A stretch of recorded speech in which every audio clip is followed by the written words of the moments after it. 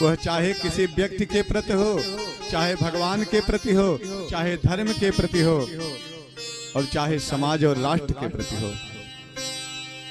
यदि जब हमारा भाव अच्छा नहीं रहेगा तो हम किसी के प्रति समर्पित नहीं हो सकते।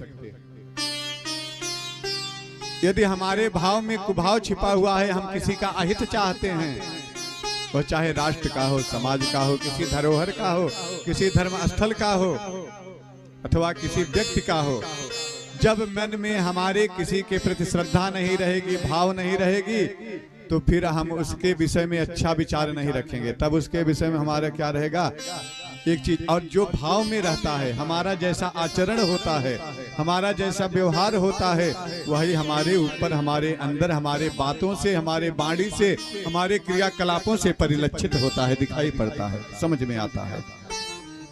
हम न चाहते हुए भी यदि हमारे अंदर कलुष की भावना है, हम कपटी हैं, हम किसी से द्वेष भावना रखने वाले हैं, तो बाहर से हम कितना भी बनावट करके मिले, लेकिन वह समय आने पर जो अंदर की भावना है वह प्रदर्शित हो जाती है, वह दिख जाती है, वह समझ में आ जाती है।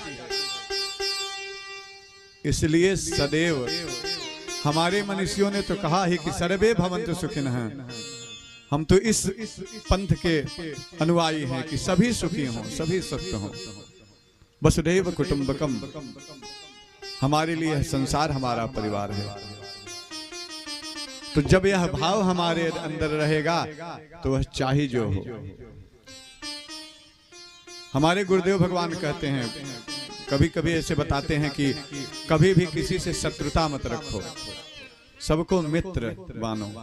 यह सारा संसार, और हम लोग चौपाई में सुनते भी हैं कि सिया राम मैं सब जग जानी, करहूं प्रणाम जोरी जुग पानी। यह भगवान का रूप है। वास्तव में ईश्वर अंश जीव अविनाशी, हम उन्हीं भगवान के रूप हैं। जड़ चेतनमय विश्व की न करथार, यह सब जिसमें जीव है नहीं है, सब में परमात्मा है। वह अड़ोर अड़ियान महतो महीयान,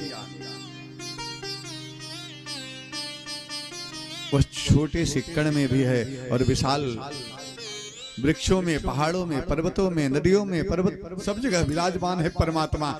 इसलिए बेटा कभी किसी से विरोध मत करो, कभी किसी को अपना शत्रु मत मानो। हमने कहा गुरुजी हम शत्रु ठीक है नहीं मानेंगे, लेकिन अब जो शत्रु स्वयं से हमको मान रहे हैं, कहते हैं कभी किसी को कष्ट मत दो, कभी किसी को कुछ कहो मत। हमने कहा गुरुजी ठीक है, एक अब शत्रु